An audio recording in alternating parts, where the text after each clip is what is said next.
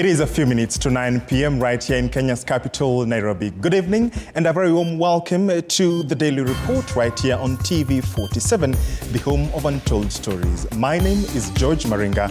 Our sign language interpreter at the bottom end of your screen is Catherine Simaloy. We have a lot lined up for you tonight, but on the segment Power and Politics, which shall be coming your way at 9:30 p.m., I host two gentlemen. That is the Didmas Barasa, the Honourable Member of Parliament for Kimilili Ward, Kimilili constituency, I beg your pardon, Didmas Barasa, MP for Kimilili, as well as Elijah Njoroge Kororia, MP for Gatundu North. That discussion is coming up your way. We analyze the state of the nation, looking at the NADCO report, as well as other issues facing the country. But first, our top stories tonight. Tonight, the death toll from El Nino floods has reached 154, with 500,000 people displaced, the government now confirms. Kwanza kutoa pole kwenu kwa vile mumeathirika na vile mumehangaishwa na mvua kali ya mafuriko. High Court issues a suspension on the government's privatization of KICC and 10 other state corporations in response to a case filed by the Orange Democratic Movement Party. Plus, the Ethics and Anti-Corruption Commission, EACC, announces the recovery of public assets valued at 410 million Kenya shillings. So this is public land. And as we are aware, public land is land that belongs to all of us. All of you are shareholders. The commission says the assets were unlawfully taken from the Kisumu County government. Our SMS lines are open to 2047. On X, formerly Twitter, at TV47 News. You can tweet me directly at George Maringa _ or at Didmas Wabarasa, that is on X, as well as at Elijah Kororia. Those are my two guests right here on the Daily Report. We look forward to your feedback. We shall be sampling your questions, your thoughts on the show a little bit later on. For the SMS line, we do implore you to begin with your name, where you're watching us from, and your question or comment. That discussion is coming your way a little bit later on, specifically from just about 9:30 p.m. right here on the broadcast. We thank you for choosing TV47 to inform you. Let's get this show on the road now, and shall we? And President William Ruto's bid to privatize a total of 11 state corporations, including Kenyatta International Convention Center, that is KICC, and Kenya Pipeline Company, KPC, has hit a snag after the High Court this afternoon temporarily suspended the move following a case filed by the Orange Democratic Movement Party, that is ODM. Opposition leader Raila Odinga's ODM party had previously expressed concerns about President Ruto's proposal to privatize the parastatals, saying that they were publicly funded state assets. Mike Kagwongo opens our broadcast tonight with that report. Just over a month after President William Ruto signed the Privatization Bill of 2023 into law, the sale of 11 parastatals, including New Kenya Cooperative Creameries Limited, has been temporarily halted by the High Court in response to a petition filed by Raila Odinga's Orange Democratic Movement ODM party. In his ruling, Judge Chacha Mwita of the High Court declared that ODM petition presents significant constitutional and legal issues of public concern that call for the court's careful review and consideration. He further stipulated that the respondent will have 5 days to file and serve written responses to the petition, after the petitioner had 5 days to file and serve a supplementary affidavit. No more than 10 pages should be included in any filings made by either party. The proposal had been made in compliance with Section 21(1) of the Privatisation Act of 2023, which states that the Treasury Cabinet Secretary is responsible for identifying and selecting the entities that will be a part of the privatization program. What is the motivation behind privatizing public entities that are offering services? One, it would be the government want to stir efficiency in operations. Because, you know, by and large, government is said not to be very effective. The employees not to be very, very serious in undertaking their mandate, because the government is not per se looking at the profits. Government looks at the services offered. ODM questioned the government's motivation for moving quickly to sell the assets, claiming that it had not shown that there was sufficient justification for the planned rush or that there were any solid arguments that outweighed the constitutional issues that they had brought up in their case. Kenyatta International Convention Center, KICC, Kenya Pipeline Company, KPC, New Kenya Cooperative Creameries, KCC, Kenya Literature Bureau, National Oil Corporation of Kenya and Kenya Seed Company Limited are the parastatals targeted for privatization. Others are Rivertex East Africa Limited, Mwea Rice Mills Limited, Western Kenya Rice Mills Limited, Numerical Machining Complex Limited and Kenya Vehicle Manufacturers Limited. The submissions will be highlighted on February 6th, 2024. Mike Kagwango, TV 47, Nairobi. And of course, that forms part of the discussion with my guests tonight. They are already in the premises of TV 47, Didmas Barasa, as well as Elijah Njoroge Kororia. We look forward to your feedback, of course, on this same. 5 people died on the spot on Sunday evening after a trailer lost control at Kikopey on the Nakuru-Nairobi highway, ramming into pedestrians before hitting a building where several people were playing a game of pool. The accident is said to have occurred at 9 p.m. on Sunday, as Chichi Josephine now tells us. Confirming the incident, Gilgil Sub-County Police Boss Francis Tumbo said the driver was heading towards Nakuru when the 2 pedestrians were hit as they walked along the highway at around 9 p.m, with 6 others sustaining serious injuries and are receiving medical care at Gilgil Sub-County Hospital. At around saa 3 ya usiku, kuna trailer ambayo ilipoteza mwelekeo ikiteremka kutoka Naivasha ikaelekea upande wa Nakuru, eneo la Kikopey, na ikaua pedestrians wawili na ikaingia ndani ya duka ambayo ilikuwa karibu. Kuna vijana walikuwa wanacheza pool huko ndani. Hao vijana wakauawa 3 na gari ikapita ikaenda kakonga gari zingine ambayo zilikuwa zimeegeshwa upande hiyo.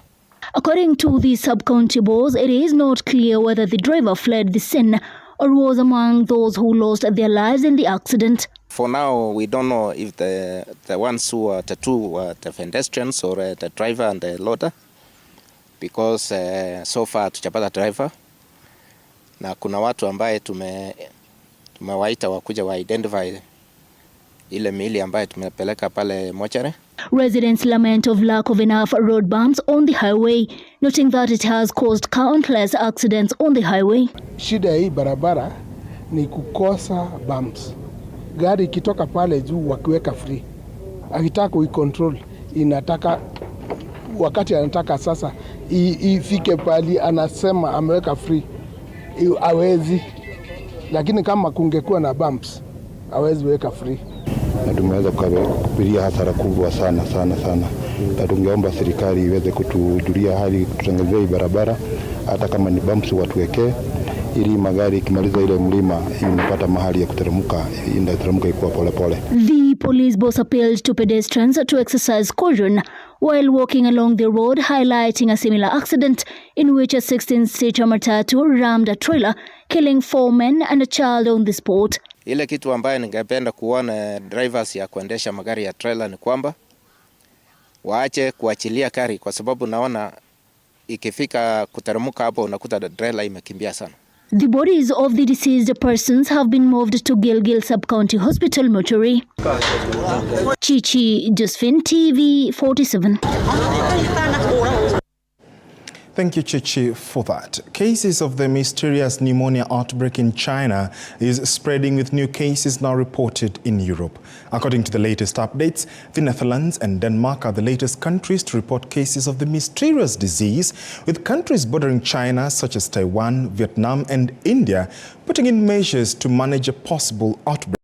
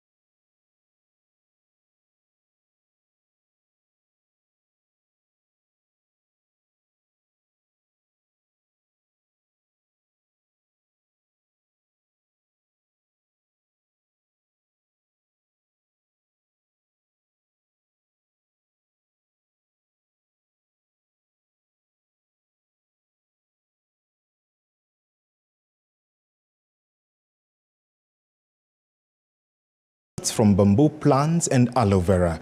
According to the head of research at Mount Kenya University, Dr. Jared Onyancha, the unique soap has a highly porous structure that increases its surface area, enabling it to absorb and capture a wide range of impurities, including dirt, oil and bacteria that damage skin. Further, Onyancha says the university conducted the research with over 300 indigenous plant species, adding that the soap has passed all Kenya Bureau of Standards and is ready for the market. We did one of the soaps, first of all, in the lab using molds, and we tested it in the lab, all the parameters as required by Kenya Bureau of Standards, and we found it qualifies. Then we went up and did another soap. This soap contains turmeric, but then we went reasoning, we need a soap for skin cleansing. Then we added activated charcoal from bamboo and then aloe. We did a soap, and that soap went to capes. They have two shades. There's one that is quite very black and the one that is not very black. Both of them are from aloe and bamboo.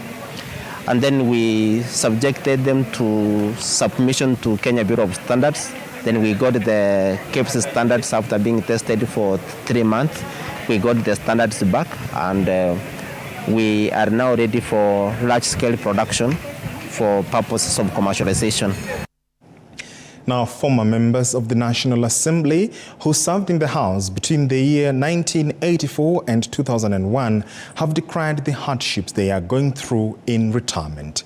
Speaking after condoling former Bumula MP, the late Lawrence Sifuna's family, the former legislators led by former Sirisia MP John Munyasia have urged President Dr. William Ruto to put a signature on the bill that was passed in the 13th Parliament in favor of the MPs to receive 100,000 Kenya shillings as their pension, but it was shut down by former President Uhuru Kenyatta. The leaders have eulogized Sifuna as a person who had people's interest at heart. Walikuwa hata wamepitisha wale ambao walikuwa wanafanya the August House kusaidia nchi hii wapewe what Justice Akiwumi had said, a living pension, at least about 100,000 shillings a month. Uhuru akakataa kusaini. Natumia nafasi hii kukumbusha serikali tu, angalia vile wale ambao tulikuwa hapo na Mheshimiwa Sifuna, angalia ile maisha tunaishi. Mnatusahau as if we didn't do anything for this country at all. You can imagine someone who has served this country for 20 years and went through what Lawrence went through. Na pension yake ni 20,000. Is that fair? Surely. Na unajua wakati tulipitisha, we were condemned. That time sisi tukakuwa condemned kama tunapitisha tunapenda vitu ya wabunge, which was not the case. It was just fair. You can imagine JB served this country. He was a senior member of parliament, and he goes home retired na less than 20,000 or about 20,000. Kwa ile contribution ya ndugu yetu Lawrence Sifuna, tunamuomba matanga haya yakuwe state funeral. Serikali iweze kuingilia ili iwe kumbukumbu kwa yale yote ambayo all the sacrifices ambazo Mheshimiwa Lawrence alifanya. Mheshimiwa Rais, mahali huko tunakuomba kwa unyenyekevu utupatie hii ikuwe state funeral, na sisi tutakushukuru kwa heshima ya watu wote wa mkoa wa Magharibi ambao walifanya kazi kwa karibu sana na Lawrence Sifuna. Lawrence Sifuna ako katika historia ya Kenya. Mnakumbuka wale 7 bearded sisters, wale ambao walihakikisha kwamba serikali ya Moi haiendelei kuwanyanyasa watu. Time now to take a short break. When we come back, we have more news on the other side, including that discussion with my guests who are already here in studio, Didmas Barasa, as well as Elijah Kororia. We look at the state of the NADCO report, as well as other issues facing the country. You're watching the Daily Report. We are back in a few minutes.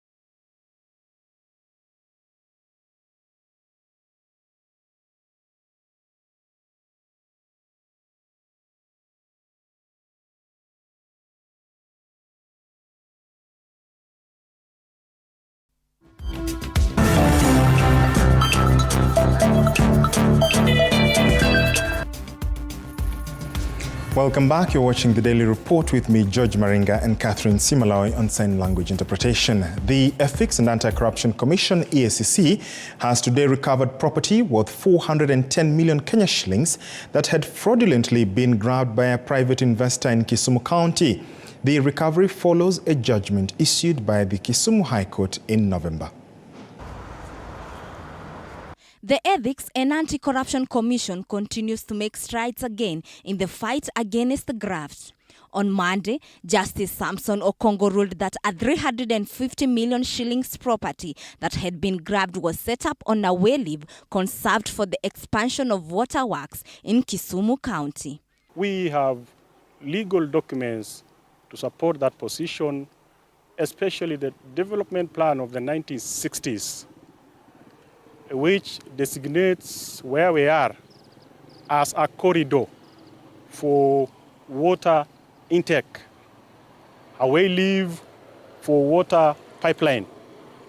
Speaking at the site, EACC Western Regional Manager Abraham Keboy said the commission will jointly charge land registers who issue public land titles to private entities. So this is public land. And as you are aware, public land is land that belongs to all of us. All of you are shareholders in what is here.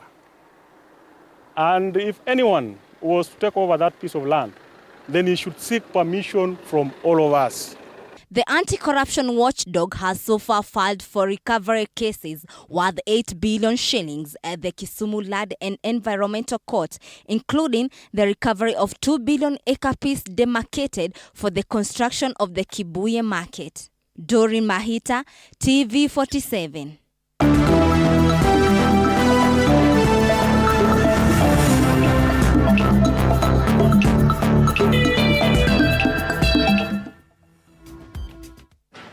Let's now make sense of the sense. And the government, led by the CS of Cooperatives and MSMEs, Simon Chelugui, is spearheading efforts to increase dairy production after years of a downturn. Natasha Wairimu reports. Rono kutoka Chepkinoyo. Dairy farming has received a boost after the government allocated 1.5 billion Kenya shillings, which will standardize and improve milk prices, and another 700 million for expanding milk processing farms that produce milk. Tutapata 500 lingine na hapo Januari tutapata shilingi milioni 500, totally 1.5 billion to support farmers and to manage prices of milk. Tuko na mpango mzuri sana ya kupanua na kuongeza hii mambo ya maziwa. Tuna mpango ya kupanua hii plant ya Kapsabet. We are working on a budget of 700 million shillings. Hii cooling plant ya Kapsabet itoke kutoka cooling plant to a milk processing plant. Speaking in Kapsabet, Nandi County, the Cabinet Secretary in charge of Cooperatives and MSMEs, Simon Chelugui, said that the government aims to improve the lives of farmers by reducing the cost of production of milk. The responsibility I have and the national government is to look for a federation that sources for the market for this milk, because tukisalisha hivyo tutakosa soko hapa mjini, so itatubidi tuvuke kule kwa majirani. Hiyo ndio mpango ya wizara yangu na hiyo ndio mpango ya serikali. He urged the farmers to embrace the government's efforts in this process, promising to bring on board foreign markets to increase profits. Natasha Wairimu, TV47, Nairobi. Thank you, Natasha, for that. Kenya has bagged over 680 billion shillings in funding for green businesses and industries 4 days into COP28, as President William Ruto says the country aims to be a leader in climate-conscious industrialization. While launching the Africa Green Industrialization Initiative, President Ruto says Kenya has the right investment frameworks for global engagement, especially in manufacturing and logistics, where the continent will finally actualize the Continental Free Trade Area dream. He backside with the details. A stable economy, an innovative culture, a maturing democracy, and a young workforce have been presented as selling points by President William Ruto to make Kenya an attractive potential green energy powerhouse of Africa. And it seems to be working. So as I persuade you to make your investment in Kenya, it's not the 55 million Kenyans I am looking at. It is the 1.4 billion people, depending on how you want to invest. How attractive, one may ask. Dubbed the Silicon Savannah, Kenya has been established as the gateway to East Africa's lucrative 300 million people and Africa's 1.3 billion people rich economy. raw materials from the African continent is one investment we are targeting. We're going to provide you with energy at 5 US cents. We're going to provide land for free, where you're going to do the manufacturing, and we are going to be the first country to buy your product. However, an unpredictable tax regime and an even more volatile financial reform system still plays part in diverting investors to Kenya's competitors within the East African community. We're going to work on regulations. We're going to put together a package of incentives so that we can facilitate opportunities for you, for business people, for the private sector to invest along with us in the opportunities that are glaring. Now it's a matter of gauging where the big bucks will go, meant to push for green industrialization in the country. Hibak Said for TV47. We wait to see where the big bucks will indeed go. Players in the real estate have called upon the government to involve them during decision-making. They say that working in one body will lead to better decision-making, saying that taxes imposed in the land rates are affecting the sector. 2,707,000. The chairman of the Real Estate Stakeholders Association, Kenya Wairatu, spoke of the numerous challenges faced within the 9 months since the launch, where rebellious colleagues had been using bloggers to downplay their efforts. This is people who are not doing clean business, they are not joining us, and they are against us. So this has been a lot of challenges because some are paying bloggers to write stories that are against us, but we have been able to win through those all frustrations. So that was the biggest challenge. In his remarks, Kenya urged members of the public who wish to buy land or do any transaction concerning land to trust the system and pass the inquiries through RESA to ascertain the real estate companies are genuine and registered under RESA through their website or shortcode. The confidence has been restored because we have not experienced any fraud from the time we started. Because now the clients who want to buy land or customers who want to buy lands or to do any transaction concerning land, they are first looking if the company is our member through our website or shortcode. So this has been helping even our community not to lose their money, because it has been a cry for long and many people have suffered. We want to work closer with the government so that we can work like one body, because sometimes these taxes are too much and they are affecting our business. So Paminas Karaoke, the spokesperson for the association, said that it is just the beginning and they will ensure they engage the president in matters concerning affordable housing. Natasha Wairimu, TV47, Nairobi.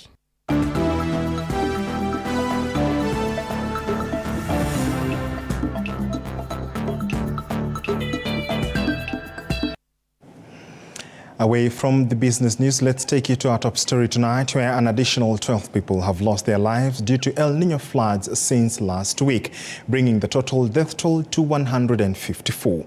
The floods have also led to the displacement of over 500,000 people, up from the 472,000 reported last week. Here's the latest on the country's flood situation. The flood situation in the country is worsening. Since last Friday, an additional 12 individuals have lost their lives due to El Niño floods, bringing the total death toll to 154. The number of displaced people has also surged to over 500,000, according to the statement by government spokesperson Isaac Mwaura. While leading an inspection tour in the country today, Deputy President Rigathi Gachagua admitted that the country was severely affected by floods and said that the government would offer special attention in support of relief forward. Kwa pande ya shida. Kwa hivyo ni jukumu letu kama serikali kuu na hao marafiki wetu wa kitaifa na county government na Red Cross tuweke nguvu yetu yote hapa Tana River. The Deputy President visited Garissa and Madoga areas earlier before embarking on a tour of the expansive Tana River County, which has been severely impacted by the disaster. Most villages in the region remain flooded, with major roads impassable, thereby affecting not only Tana River County but also neighboring counties. Kuja na chakula iko hapa na malori, ingine imeletwa na serikali kuu, ingine imeletwa na Red Cross. County government governor amekuwa akipeana chakula, na hiyo chakula mtapewa na itapeanwa kila pahali. Regarding disaster management, Gachagua mentioned that they have earmarked 1 billion for the Ministry of Roads. Part of the funds will be utilized to repair roads damaged by floods in Tana River. Additionally, he noted that 6,000 mosquito nets along with drugs and cholera kits have been distributed to address the health crisis resulting from the cholera outbreak. Utafiti wetu wa nyuma tulipokusanya hesabu ilifika 62.5% ya watu wameathiriwa. The Deputy President visited Garissa and Madoga areas earlier before embarking on a tour of the expansive Tana River County, which has been severely impacted by the disaster. Most villages in the region remain flooded, with major roads impassable, thereby affecting not only Tana River County but also neighboring counties. That story by Linda Lela takes us to a short break. Another short break right here on the Daily Report. We have more on the other side, including that discussion with my guests. As I told you, they're already here in studio. Do stay with us.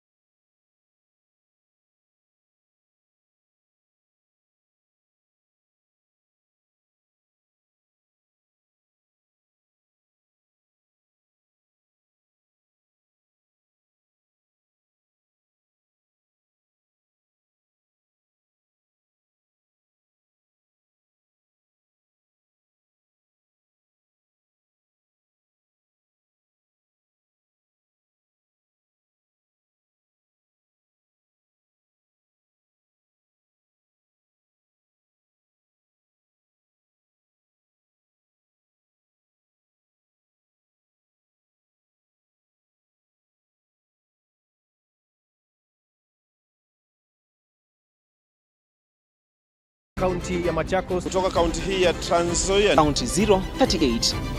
Kutoka gatuzi nambari 029, kaunti ya Nandi, chemichemi ya mabingwa. Nikiripotia TV 47 kutoka kaunti ya Kakamega. Itakuwa nikiripotia runinga ya TV 47 kutoka kaunti ya Bungoma. Jina langu ni Paula Munio. Willy Dennis Jiru. Fabian Kibet. Mimi ni Hashim Jimal. Mimi ni Kitio Mika Masai.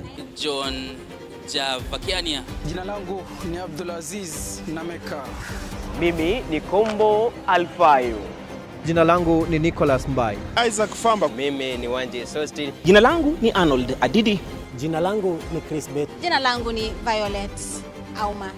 Na TV47 inapotamba, mimi Sheila Chelangat nitakuwa nikiripotia maswala yanayokuhusu wewe kila kuchao.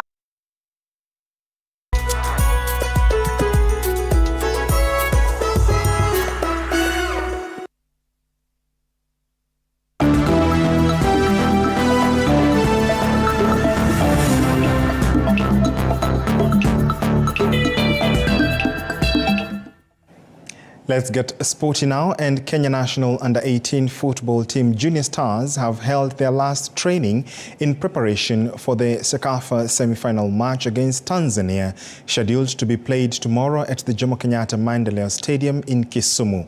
The Salim Babu-led side have been on fine form after they defeated Sudan, Rwanda and Somalia in the group stage, and will be hoping to replicate a similar performance against Tanzania tomorrow. I can say the team is equally good as us, so we're expecting a competition, a good one. And on our side, we are very confident that we are going to win that game. And of course, there's a lot of pressure from the fans, and especially us, we are home. So it's a must that we have to do our best and win that game. So we are equally prepared for the task.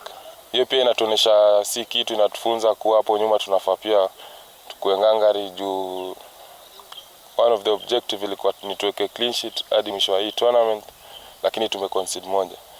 So tutaendelea kuwa ngumu hapo nyuma, hatutaki mabao. Tumewaandaa vizuri kwa sababu ukiangalia tangu mwanzo tuliwaambia sisi tunataka kufika finali na tuchukue kombe. So kila mtu akili yake yote anataka kuchukua kombe, hataka kujua ni majirani, hataka kujua nani, mtu yote yule atakuja mbele tukasema tutacheza naye vizuri tu. So maandalizi yetu yamekuwa mazuri juu tunataka kufika finali peke yake. Kenya Defence Forces KDF registered a 45-43 win against Ugandan side UPDF in the ongoing East and Central Club Championships at Nyayo Stadium. KDF were reluctant in the first half and found themselves trailing 20-18 in the halftime before bouncing back in the second half to bag home the win. Meanwhile, Equity were beat 29-28 by Rwanda Police, while NCPB stunned JKT of Tanzania 40-25. The game was very tough, and my boys were very prepared. Though there are some turnovers that we had, but we changed the tactic of the game. The comeback, just the comeback. Yeah, we had wrong finishing, but towards the end of the game, the finishing was superb. Yeah, and a lot of teamwork. Yeah. Tumeona upande wa first break tunaremewa kidogo, tukipoteza mpira wanakimbia, wanatufunga kwa urahisi. So tukirudi mazoezi tutajaribu tulikave hiyo kidogo, tuone namna tutaweza kucounter watu ambao wanaenda first break kwa sana. To a tournament that can sometimes be a tongue twister even for the director tonight, that is Nick Mavindi, Kenya Tong Il Mudu national team Jiri have entered their residential training ahead of the 11th edition Mombasa Open International Tong Il Mudu Championship. Kenya will field a pool of over 60 players to compete in different categories during the world competition, which begins next week Friday at Aga Khan Academy, Mombasa. According to the Federation Chairman, Clarence Mwakeo, they have been training partially but have now converged the team in a week-long camp so as to finalize on their tactics as they target to retain the title. Some of the counties to grace the event include the USA, Australia, South Korea, Japan, Turkey, Iran, among others. Today marks the third day of the national team indoor training camp in Mombasa. at the Light International. We are sharpening skills of the Tongimudo Kenya national team, Jiri, so that by the time we get to next week, ready for the international program, our team will be ready to compete next week, Saturday. Our spirits are very high, and we hope to retain the Mombasa Open Tongimudo International Martial Arts Championship trophy. As for the visiting teams, we're expecting a lot of competition from the Philippines, of course. They are our biggest rivals. Iran also is planning to bring a very big team. They're highly competitive. We also have tough teams coming from West Africa, that is Cote d'Ivoire, Nigeria, and then from the Central African section, we also have Democratic Republic of Congo coming in big. Zambia, it's also a very tough team. Last year they were number 3. So we hope that all these teams can be able to perform better than they did last year and give us more competition during this event. The Kenya women's national team, Harambe Starlets, have had a feel of the field of play at Gaborone Stadium ahead of tomorrow's return leg match of the 2024 Women Africa Cup of Nations qualifier against Botswana. In the first leg match played at the Nyayo National Stadium, Harambe Starlets played to a 1-1 draw against Botswana. However, the team which wins the match with the highest aggregate points will automatically qualify for the 2024 WAFCON Championship.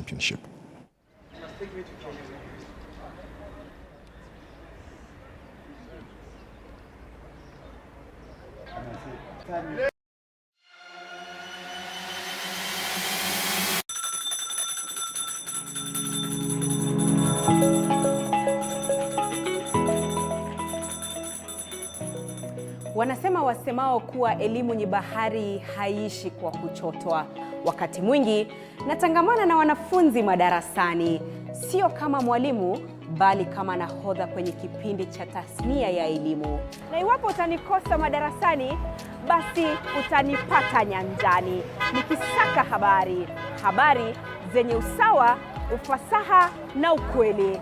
Na iwapo utanikosa nyanjani, bila shaka utanipata studioni hapa nikisoma habari na kuendesha mijadala mikomavu. Mimi ni Andrin Kilemi, mpenzi wa lugha ya Kiswahili na elimu kwa jumla.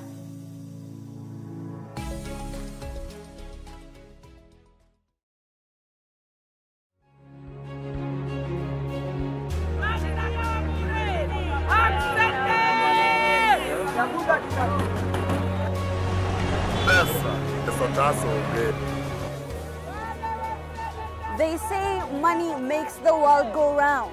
So let's slow things down a bit. Put things in perspective. From the markets to the streets to the stocks, we make the complex comprehensible.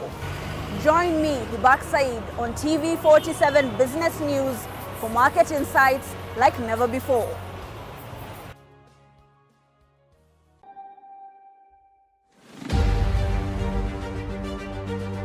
What's making the headlines? What does it mean to you? How does it affect you? We answer all these questions every Sunday for half an hour on To The Point Show. Hey, I'm Grace Kuriakanja, and a lot has happened this week. Let's dive into it.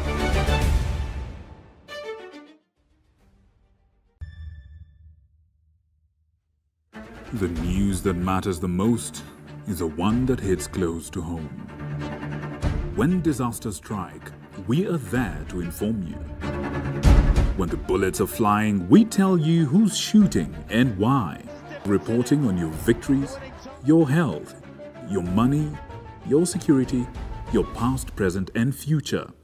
We are interested in telling the stories of creativity, hard work, and resilience that you are known for. That is our job. This is my job. My name is Victor Moyakane, and it's my honor to bring you this news this way every Thursday night on the home of Untold Stories.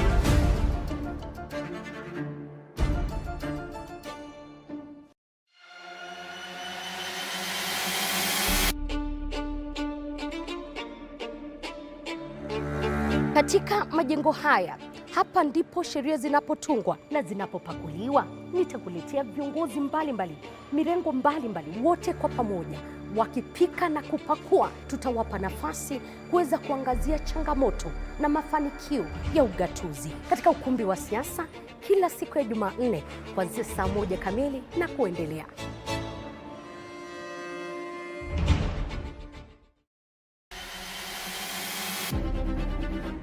Toka eneo hili la Naivasha kwenye kaunti 032, gatuzi la Nakuru. Kutoka kaunti ya Elgeyo Marakwet, kaunti 028. Nikiripotia runinga ya TV47 kutoka kaunti ya Wajir. Nikiripotia TV47 kutoka kaunti ya Turuk. When he wanted to run away with Fort Kenya after the death of his father, when he teamed up with Moi, almost brought down KANU. When he teamed up with the Kibaki, he almost brought down his government. And even in the immediate, the infamous BBI. So what Raila Odinga wanted is that smarting from an election loss, he wanted to remain relevant in the Kenyan politics. So he engaged in a few demonstrations. He coerced the president into believing that we can sit and discuss. He ensured that Parliament approves the motion so that to legalize the BAMBA's discussions, while at the back of his mind he knew that when the report is out, he is supporting the report for implementation. Then the man goes to a meeting and he says, I agree that these issues are very pertinent, but we have to go the referendum way. There are two things which Raila Odinga wanted to achieve, which is coming out very clearly. One, he wanted to have a platform where he can continue engaging the government in terms of this is what the Kenyan want. Yeah? Then the second thing is that he wants us to go to a referendum way, and once a committee now is formed to frame referendum questions, there are other issues which will come in. And I can tell you for a fact, for free, that when IEBC will now set the date for the referendum, if we'll go that direction, Raila Odinga will take an opposing side with the government. So they will go to a referendum and they use the referendum as a context between him and the government. And when the government would lose, and of course now you see the mood of the country that the cost of living is very high, nobody will entertain that the government also spends colossal sums of money funding a referendum. So Kenyans are angry, they will shoot it down. Then he will carry that euphoria into 2027 elections, similar to where the Rainbow Alliance was born, where the Orange Democratic Alliance was born, between Chungwa and Ndisi. So I want to summarize what I've said by this statement, that Kenyans are very disappointed. In fact, I dare even say that if there is any public funds that were spent, to fund those discussions, the leader of majority salary the money should be recovered from those who have salaries. But those who are jobless, like Stephen Kalonzo Musyoka, the money should be recovered from their pension. It's a waste of time, a waste of Kenyan resources, and because Kenya is not ready to fund any referendum. If there's a discussion that we should entertain, it's a discussion on how we are going to lessen the cost of living, how we are going to reconstruct our economy that was punctured by the previous regime, and get Kenya back on the development track. You mentioned a few things that will be coming too, but let me pick the opinion of, Mheshimiwa Kururia. What do you make of this NADCO report? I mean, there was even controversy and questions regarding the formation of this committee. Do you think they lived up to the TORs? No, that is the terms of reference. I want to agree with my colleague that the committee and the dialogue itself was not even necessary from the word go, because it is not even constitutional. It was just to satisfy political needs of some people and to be specific parties and coalitions, which they've done. But of course, the whole exercise did not bring down the cost of living, did not deal with the issue of the taxes where wananchi are complaining here and there. So, like my colleague is saying, it was to satisfy somebody, and I know he's satisfied and he's very happy now. So now we can continue with the exercise of bringing now down the cost of living in the Republic. You seem to be faulting Honorable Raila Odinga on, the agenda that was laid before, rather the outcome of this report. But both teams were represented, both the Kenya Kwanza, that is the ruling side, the government, as well as the opposition by his side, by Mheshimiwa Kalonzo Musyoka. Do you think, what would make this report seem to be one side outweighing the other? When these people went to the streets, there were a number of issues which they were talking about.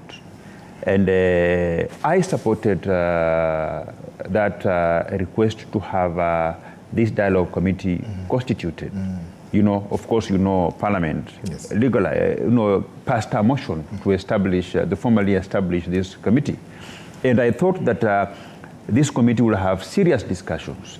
They even wasted Kenyans' time. There are very many Kenyans who traveled very long distances.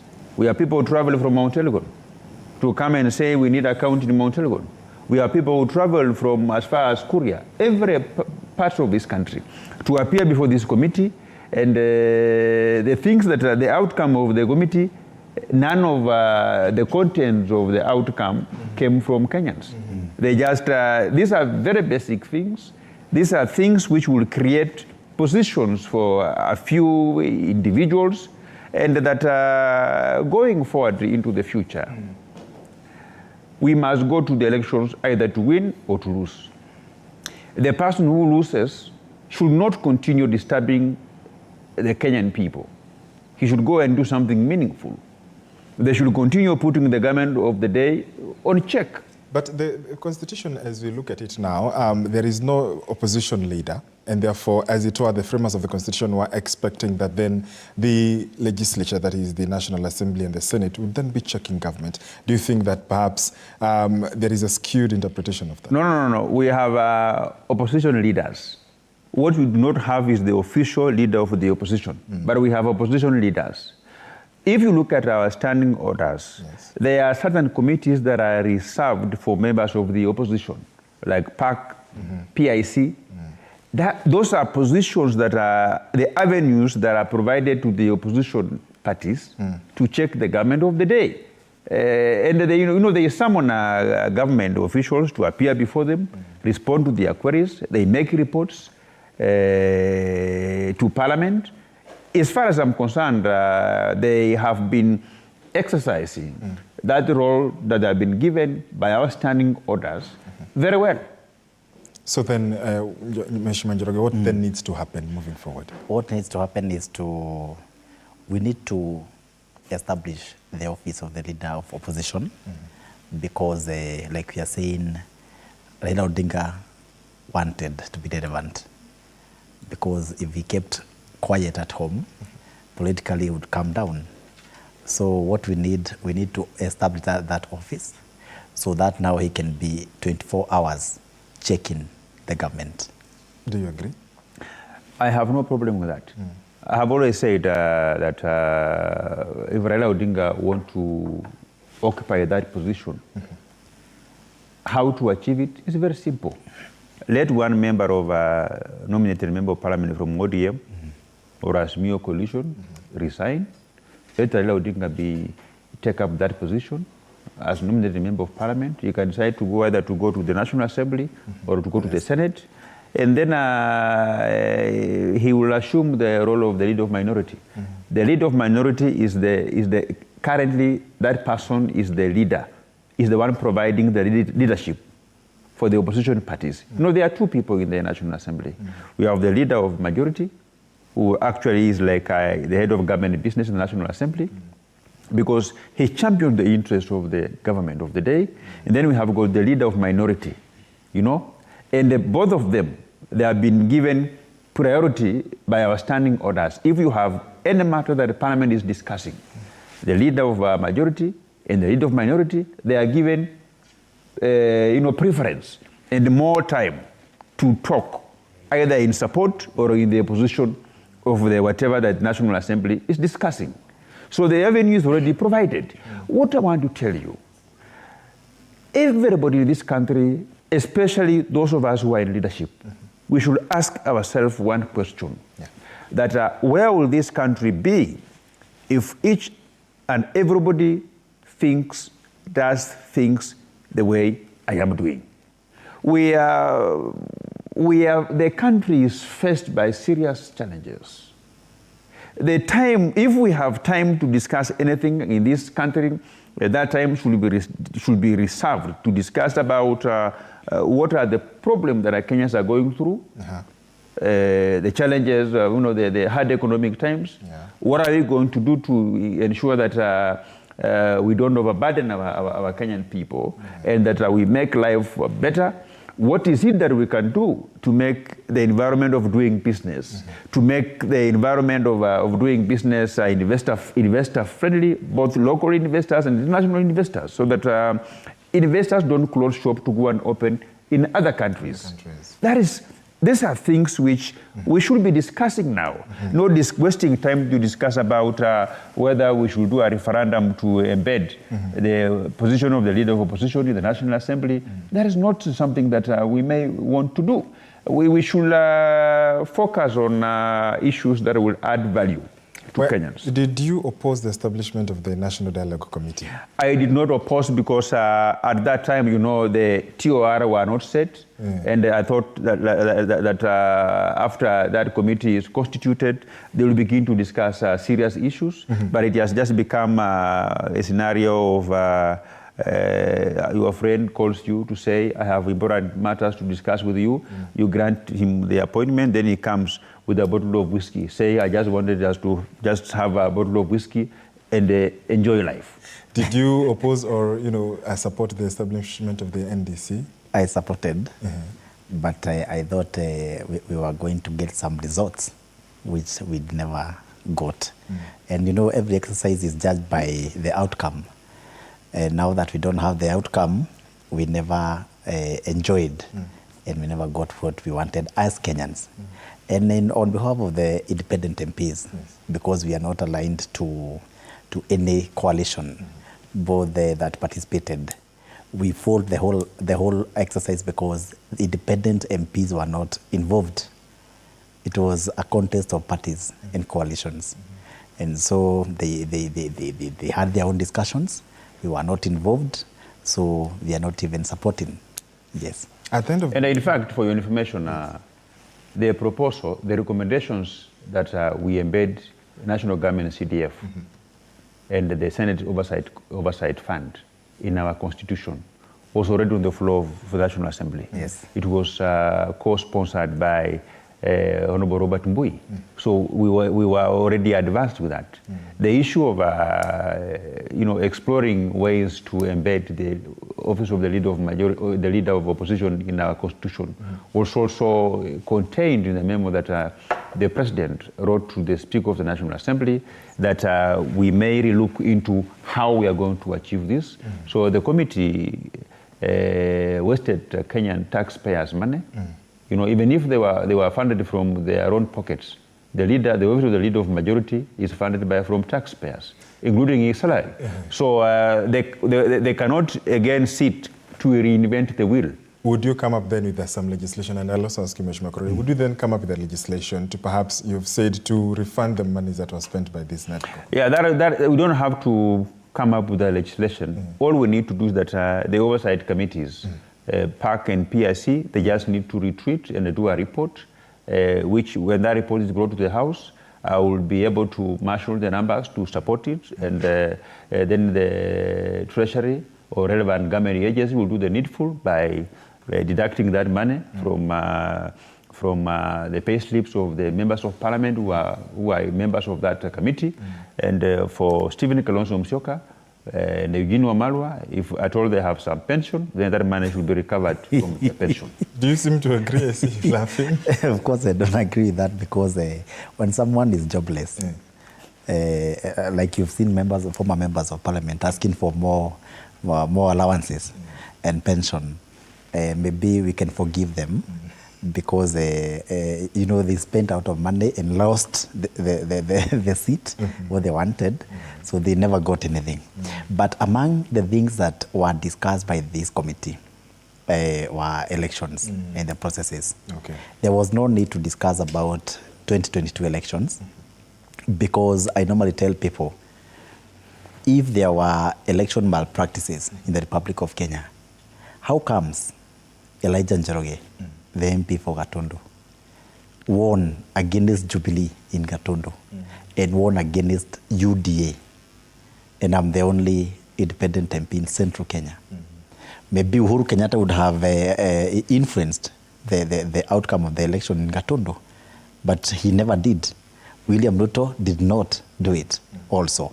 If you look at every county, like Nairobi County, we have Kasarani, Ronald Karauri, we have Meru, we have Marakwet, we have independent MPs in Marakwet, and even Raira's backyard, Migori, the women rep. So us as the independent MPs, we believe that elections were fair because nobody supported us.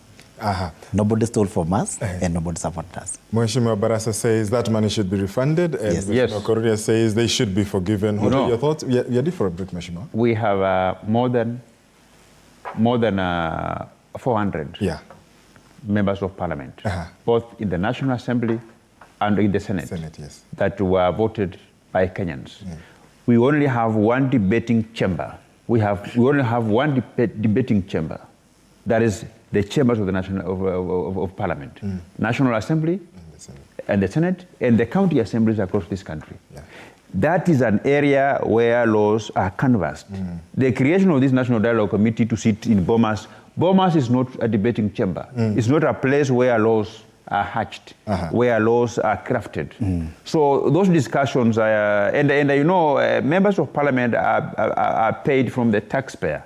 We are paid enough money to discuss anything at any time and pass it. Mheshimiwa, we need to take a short break. When we come back, we still continue the conversation of the state of the nation, looking at other aspects and propositions in the NADCO report. What are your questions, your feedback? Keep them coming. We will see you wishing us happy holidays. I did say on those on the SMS platform, start with your name, where you're watching us from, and your question, as well as your comment regarding the program. We're back in a few minutes. Please stay with us.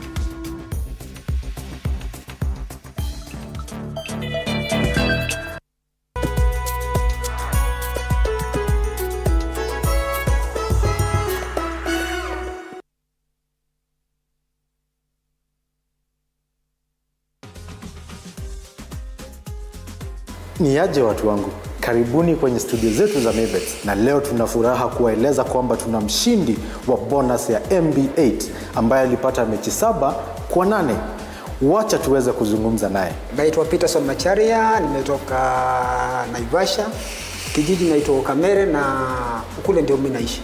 Unafanya kazi gani kule Kamere? Pale mimi ni bodaboda, licha ya kwamba mimi mzee, lakini mimi mchapa bodaboda. Ulijuaje kuhusu Mebet?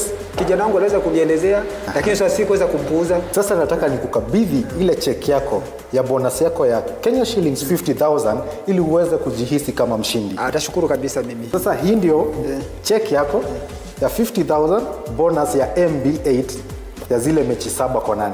Nimeshukuru kabisa, na yenyewe nahisi kushinda. Juu nimejaribu kuingi pesa nimekuliwa, mpaka unapata marafiki wanakuambia wewe ni pesa unapoteza bure. Mwekezaji, pia wewe waweza kuwa mshindi. Unachohitaji kufanya ni ingia kwenye tovuti yetu mebet.com uweze kuregister, ama tuma neno join kwenye 29098.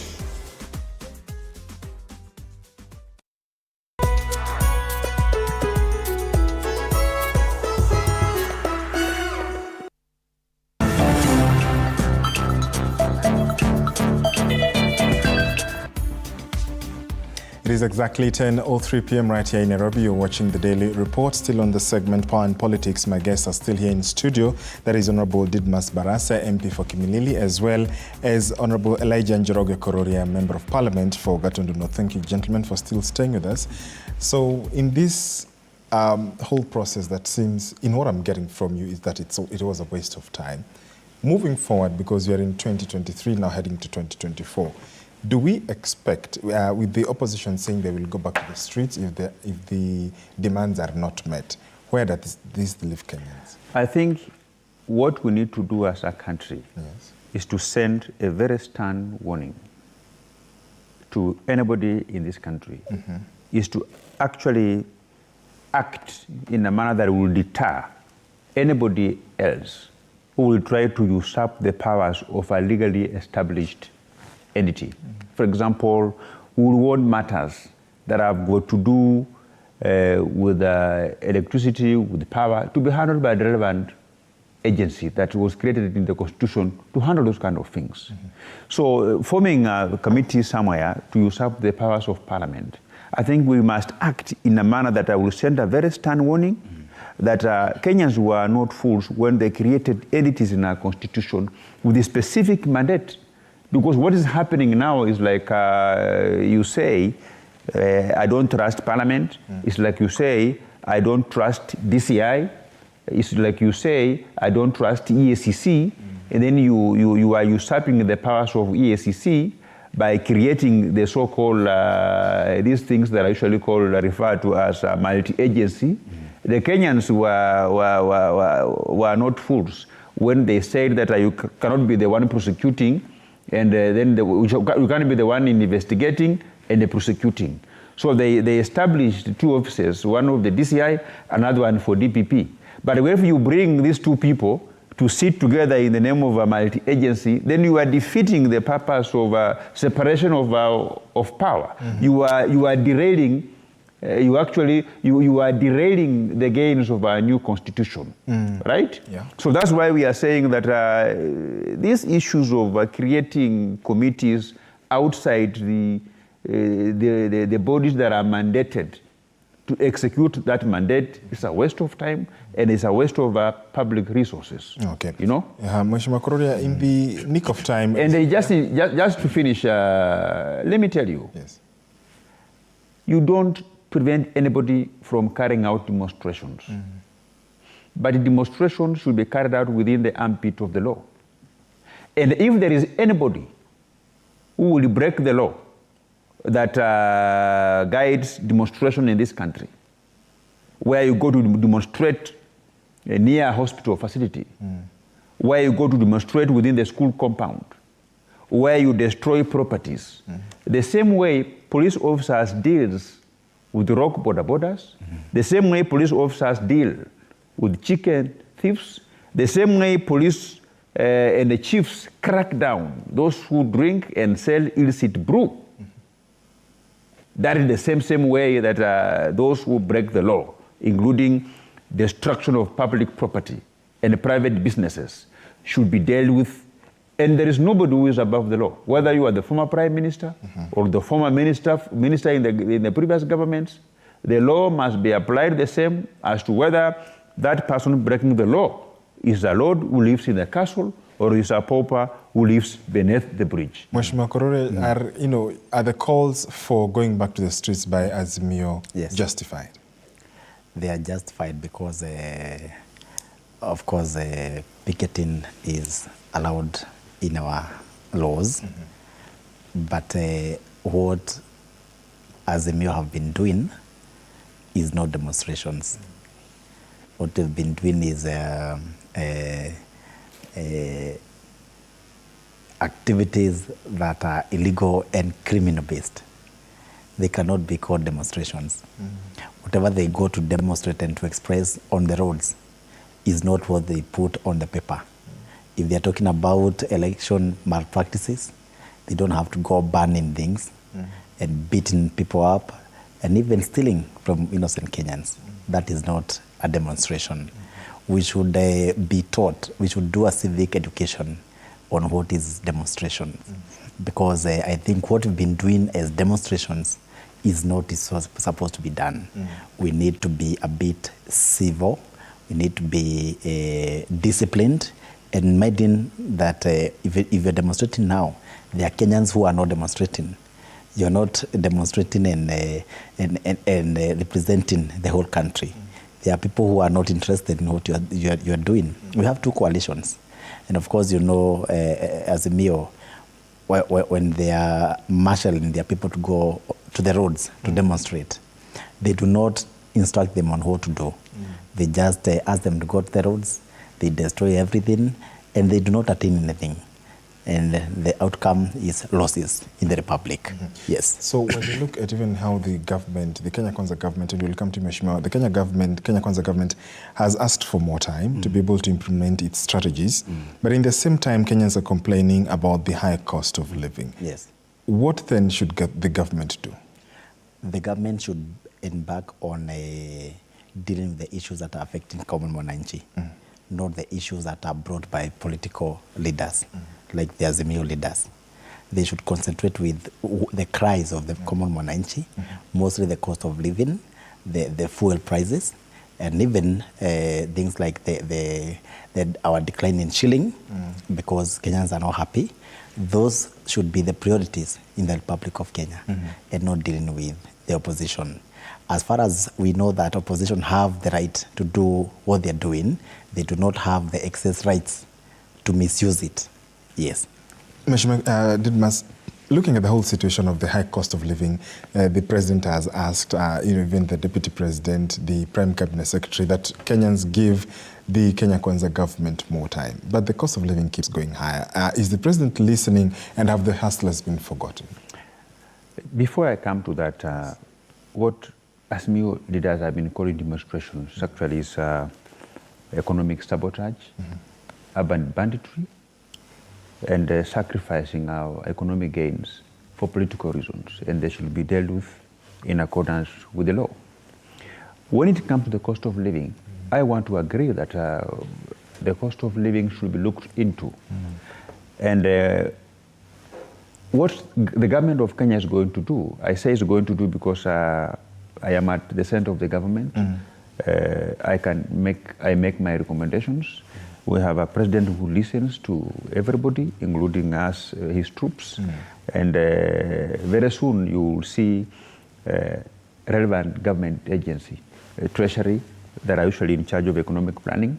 They are going to come out with a raft of parameters to be able to look into. You know, when you say that we have the cost of living is high, what are you saying?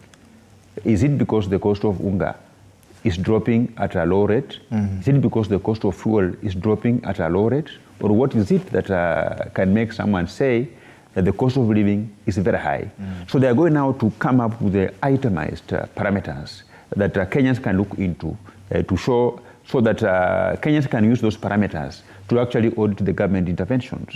I am fully aware, and everybody understands in this country, that and even the head of state himself made this pronouncement, that of course we've seen a slight drop in the cost of petroleum products, and the head of state said that every month you will see the cost of petroleum products continue to go down. So is the price of unga. So the whole debate about the cost of living in terms of what are the government interventions are debatable once the parameters are going to be isolated by Treasury, so that now we can begin to look into. And the whole approach of bringing down the cost of living will then be cascaded down to the ministries, and the various ministries that are concerned will be able to come up with their plan on how they are going to implement their interventions to try to bring the cost of living down. And most importantly, the Eurobond, which we are supposed to pay by March next year. I am 100% sure that once that one is done, and they will have now more money available to fund programs in this country, then the government of Kenya will have money to implement their interventions to solve public problems, including the skyrocketing cost of living. Your colleagues in Parliament, most of them are even blaming the former President Uhuru Kenyatta and his regime, whereas it's been a year over a year since the regime was handed over, or rather the Kenya Kwanza regime took over. Don't you think that it's a little bit too prolonged to keep on looping in the discussion of the former president? I agree with you that the only problem of the previous government that is visible is that they borrowed too much money. But these issues of saying that so-and-so stole too much money from Treasury, I have said we stop that debate until that time when we will recover that money.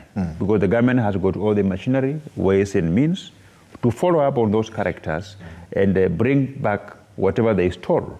But even though I'm also waiting for investigations concerning the 17 billion that certain lady was bringing to this country, because some school of thought opines that that is part of the money that was stolen from Treasury, taken to a foreign country, and now they came in instead of cash, but they came in the name of fuel, so that now when you sell, now you will bring back that money back to this country.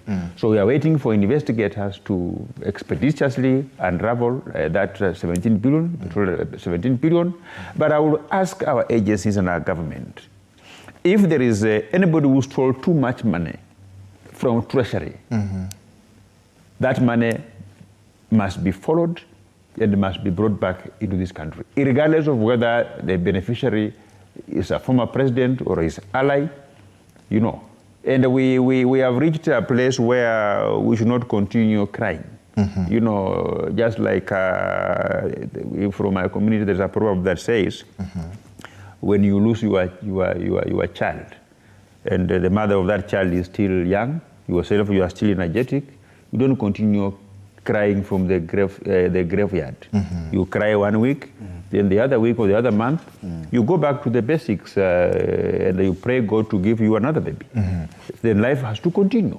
So what we need to do now that the reason as to why very many Kenyans feel abandoned by us is because a number of government ministries are not transparent in terms of communicating to the Kenyans about their interventions to bring down the cost of living. I know there are a number of things that the government of Kenya is doing, so I would want to see either the government spokesman, Dr. Isaac Mwaura, to be briefing the country in the same manner as to which Honorable Mutahi Kagwe was briefing the country during COVID-19. He will want to see the weekly or quarterly briefings by government to the Kenyans that are on this particular sector, that where Kenyans are hurting.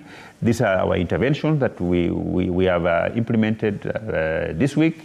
And then after a month, they can even come back and say that the interventions which we implemented in the last 1 week or 2 weeks or 3 weeks has brought forward this type of fruits, so that Kenyans continue to be aware that we don't have the government is not sleeping, but is taking their concerns seriously, because however much interventions the government has, however, regardless of how many programs the government is implementing, if Kenyans are not aware, they will feel let down, they will feel abandoned by government, so that they will now left with an option. You know, opposition thrives in confusion. Opposition thrives in where there is no transparency.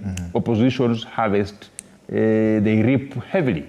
So that's why they are flying propagandas all over about this government not being concerned, simply because we are not communicating the very many interventions which we are implementing, so that Kenyans can be aware that they are not on their own. They have a government that is listening to them, and a government that is doing something to improve their life going forward. Mheshimiwa Kururia, do you think that, I mean, how much time is more time for a country or for a people to grant a government to implement what it promised? They should work with they should read the government's manifesto. They should have explain to Kenyans, we are going to take this time to do this, and Kenyans expect to see the same. But I agree with my colleague on the issue of mentioning and dragging the names of the former regime, and of course Uhuru Kenyatta also, into the affairs and the happenings of the current affairs of the state. Because when you take the government and you start running it, now it is your time to deal with all the issues that you inherit. You inherit all the problems, all the good things, and you inherit the people and the country. So you go on without mentioning them, because like where I come from, people are not very happy when every time we are going back mentioning the former regime. But that does not mean that if they did anything wrong, they should not be taken to court. They should be taken to court. Because Kenyans are asking, if they stole all this money, why are they not arrested? Why have they not been taken to court? They should be seeing something that is happening. They've not appeared before in any investigative agency over the same, and they want their money back. Another thing is the issue of the president and reviving the economy. People are very happy with his moves of reviving the economy, although it is painful when he's introducing very many taxes at the same time. Some people are feeling that he would be bringing one tax at a go, then wait for some time, then introduce another one. And also the issue of public participation, and also involving the wananchi, mostly the housing levy. There are some people like the people of Gatondo, North constituency. They are not interested in housing because they all have homes. Even if we build them, they cannot buy. There are people who in Nairobi and the urban areas, they need the housing. So like the court said, I agree with the courts, that it was discriminative because there are people who don't need the housing and there are others who need them. There are people like the people of Ruiru, where I was an MCA. They do not need agricultural products. They don't need fertilizer. They need bursaries because of the population. So what we need to do is to get a data and go to the ground, see, and we map the needs of specific areas in the Republic so that people are comfortable, instead of generalizing one problem and one need with one general solution. On this issue of taxes, Mheshimiwa, do you think that perhaps, as he says, it should have been staggered? Have you tried proposing that to the president? Because you said you sit at the nerve center of government. This model of taxes, one after the other, do you think that it is an idea that he says staggering it would have helped? What I want to say is that God gave us an opportunity.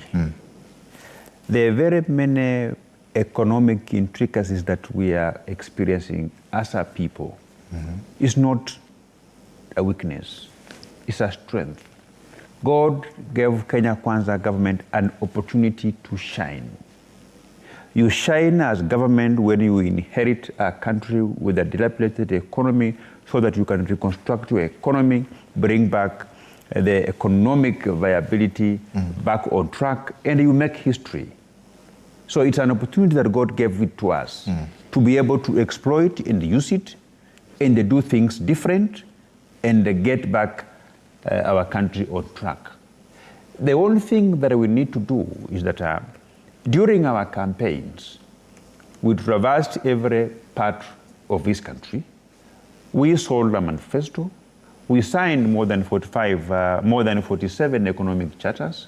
We convened what was referred by then as economic forums. We went to Bungoma, we went to Nyeri, we went to Murang'a, we went to Mombasa, Kisumu, everywhere. And we agreed with the people of Kenya, different groups, on what will be our deliverables once we form government. The only thing that we need to do is that those are the people that we owe an explanation. And if there are meetings that we are supposed to do as government, forget about the one that was held in Bomas with the Kimani Ichung'wah and Kalonzo Musyoka. If there are meetings that our government is supposed to hold, is to go back, is to reconvene the economic forums that we campaigned before, that we signed economic charters with, to be able to explain to them that these are the raft of issues which we agreed to be able to do for you. Number one, this one we have done. Number two, we are unable to do it because of the current economic situation of our country, and we need either 1 year or 6 months or whichever time that is practically possible. We explain to them. We do what we call, even when you do a main budget, and you realize that there are some things that may have changed, that may have not gone the way you planned. You bring and do a supplementary budget. So the only people that we are supposed to go back to reevaluate our commitments of what we signed with them are the people of the Republic of Kenya. Yes. when it comes to taxes that are being done, I think what we need to do as a country is that we need to urgently come up with a legislation that will allow Parliament and Kenyans review some of the policies that were passed by government, by us, and implemented by government. For example, even these finance bills that we approved, we need to go back and look at the impact. If the impact is negative to the Kenyan people, there must be a way of terminating those policies.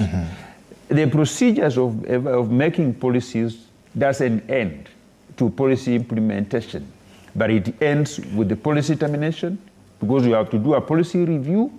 If it's not achieving the intended purpose, if that policy is implementing that policy is more expensive than what we thought, if that policy creates, a policy is designed to solve a public problem. Yes. But if you have a policy which after implementation, it has created a multiplier effect of many other problems, then such policies should be terminated.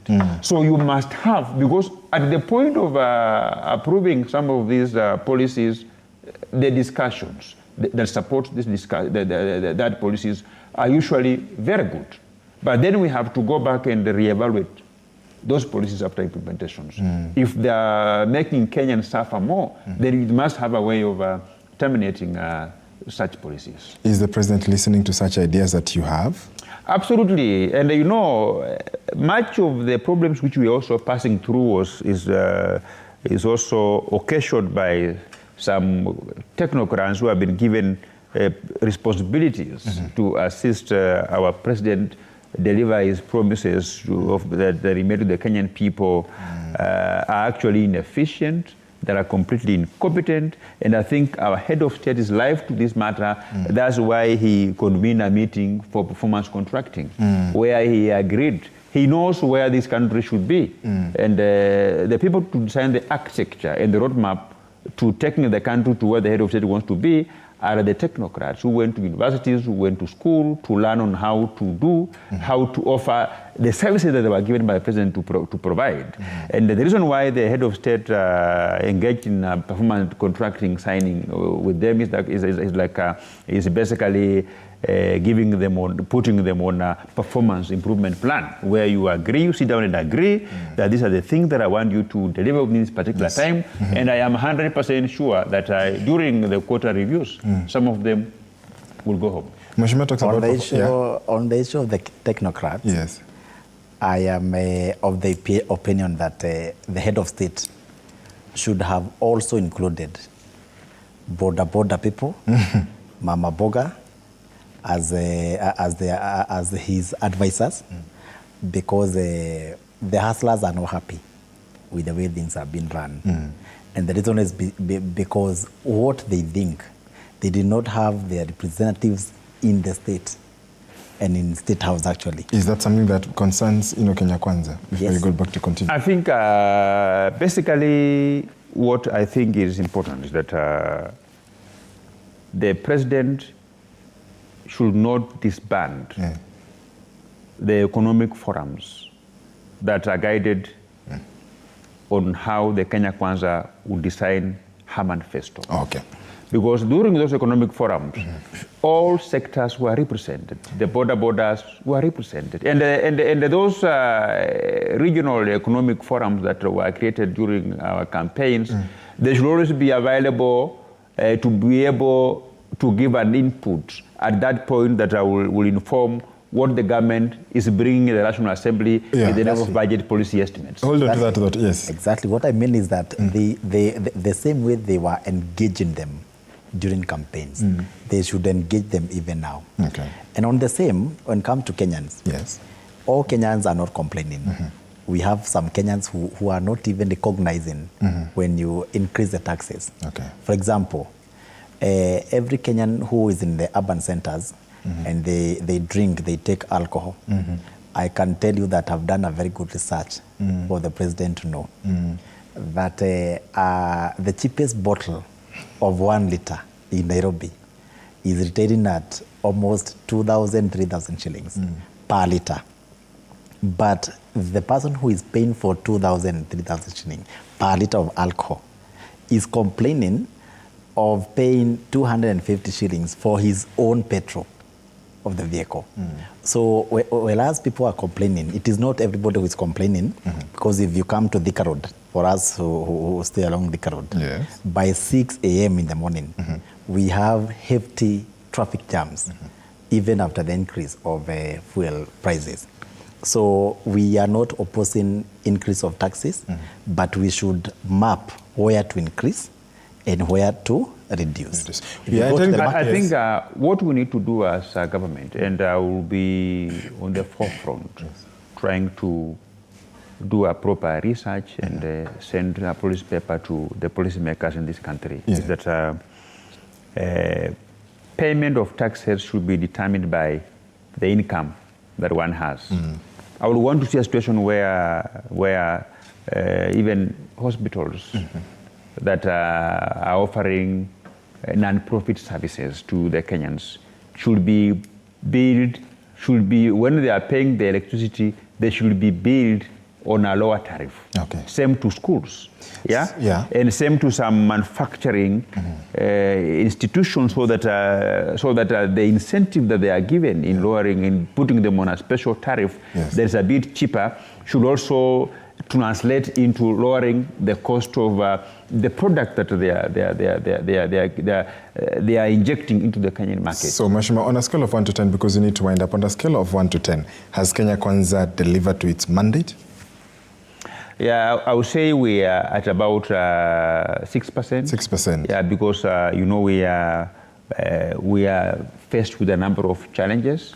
And I can tell you for free that the majority of the money that the government has so far collected, that money is somewhere. That money will go to pay Eurobond. And is there hope for things to get better? Absolutely. If there is hope, Kenyans need not to worry, because this government, Kenyans, they are in the right hands of William Samoei Ruto, and we are on the proper trajectory. On a scale of 1 to 10, how do you think this government has performed? So far, I can rate them at 2%. 2 out of 10? 2 out of 10. 20%? 20%. And I can commend and say that they look like there is hope and potential, because we believe that was a planning stage. Now we are waiting for implementation. When we are collecting taxes, we need to see where that money is going. In addition to that, Kenyans are waiting to see how the president will deal with corruption in the Republic of Kenya. We do not want to collect money from wananchi, then the money lands into the pockets of leaders. Absolutely. Mheshimiwa Didmas Barasa giving 60%, Mheshimiwa Kururia giving 20%. Do you agree the conversation continues online? You look like you have something to say. Another thing which is very important, that I think going forward into the future, while deciding on how much taxes Kenyans will pay, we should also put into considerations also the levies that are being charged by county governments, so that we avoid the situations of subjecting Kenyans into double jeopardy, as much as we all agree that the hard economic times are also occasioned by what is happening around the world. We should try to find a way of how are we going to circumvent that suffering, so that Kenyans can at least have the reason why government exists is to lessen, because to make the citizens enjoy life and not to suffer. And don't forget, we talked about we need to scrap the county governments in the Republic of Kenya. The discussion that we are losing millions and millions of shillings in those county governments in terms of administration. The money that cannot be accounted for by the governors. And we have lost that money for now almost 3 terms now.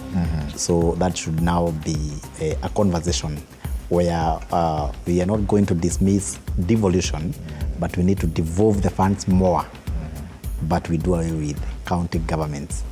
Gentlemen, thank you so much. That's why we wind up with the bulletin tonight. The show tonight, I've been speaking to Honorable Didmas Barasa, MP for Kimilili constituency. Thank you much, Mheshimiwa, for joining us, as well as Mheshimiwa